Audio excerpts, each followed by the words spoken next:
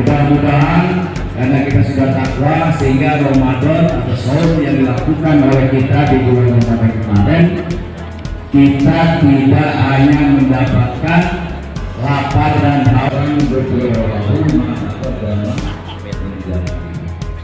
selain kita mendapatkan pahala saum di bulan Ramadan, kita juga akan diampuni dosa-dosa kita tahun-tahun sebelumnya.